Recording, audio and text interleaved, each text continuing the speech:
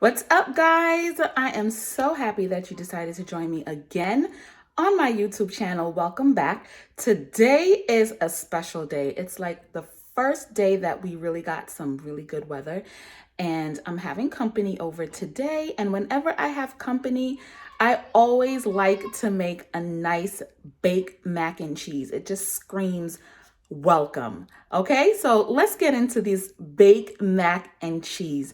We got a couple cheese going on here. It is mixed with some pepper jack, Gouda.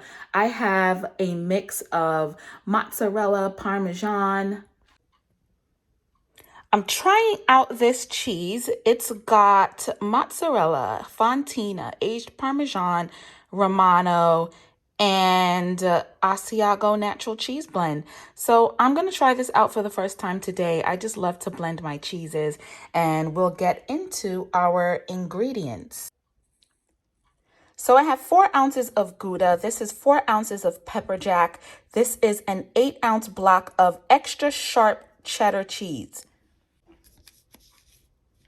I also have another package of extra sharp cheddar cheese on the side because I'm going to use this for sprinkling the top. So let's put that over there. And right over here, this is 6 ounces of that cheddar blend that I just showed you. So you can swap this in for any cheese that you like, and just make sure it's 6 ounces. And I have half a tablespoon of all-purpose flour over here. I got black pepper. I have heavy cream. And of course, if you have company or you just want to really feel good, bring out the good butter. Kerrygold. Yes, this is the good butter. And I have a box of elbows, and I have chicken broth.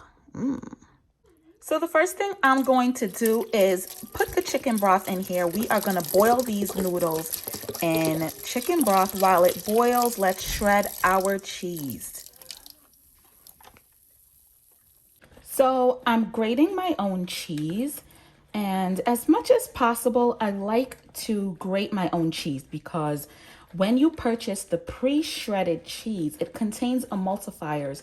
And what that is that light, dusty, white coating that's over the cheese. They put it on there so that the cheese maintains its freshness.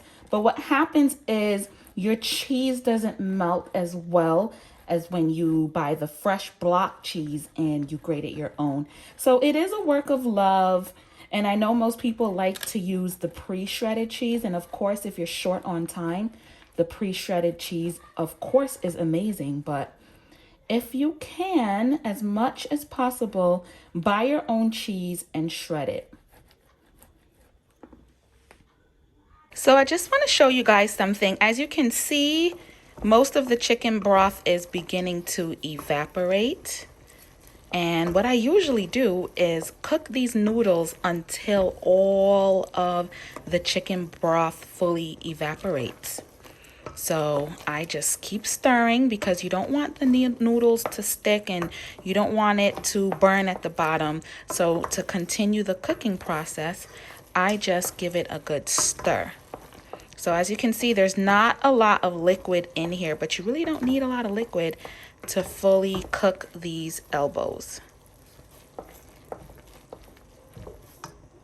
Most of the chicken stock has evaporated, see? And the noodles are cooked. All right, so let's make our cheese sauce. I got 5 tablespoons of Kerrygold butter. We're going to put that on in there. As soon as it melts, we're going to put the flour in it, and then we're going to put our heavy cream. So our butter has melted. We're going to put half a tablespoon of all-purpose flour in.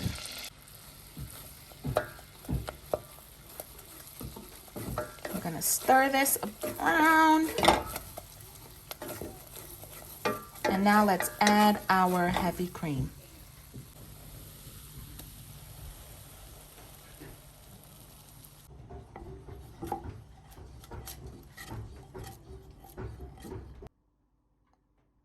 So we have our cheese here, and what we're going to do out of the cheese sauce, we're going to use 4 ounces of cheddar, 8 ounces of the pepper jack and Gouda combo.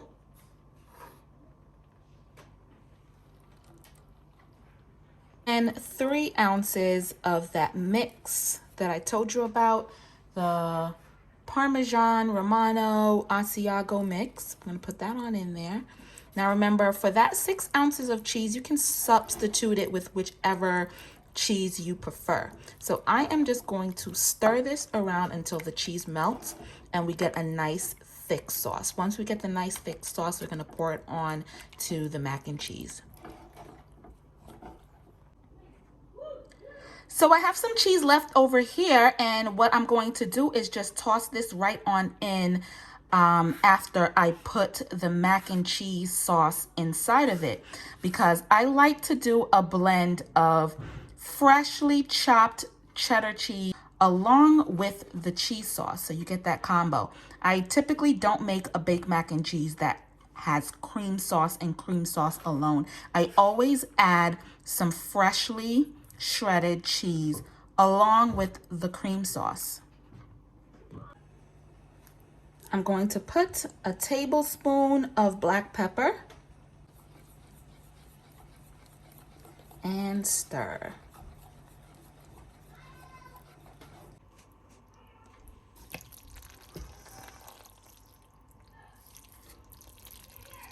So the next thing you want to do after you have added your cream sauce is sprinkle the remainder of the cheese on into the pan and stir it right on up.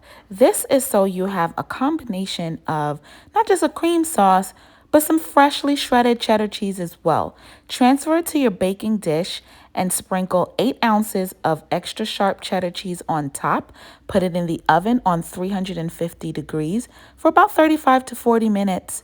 And there you have it. It's a delicious baked mac and cheese. Look at that cheese pull. Amazing. Make sure you subscribe to my YouTube channel for more delicious recipes.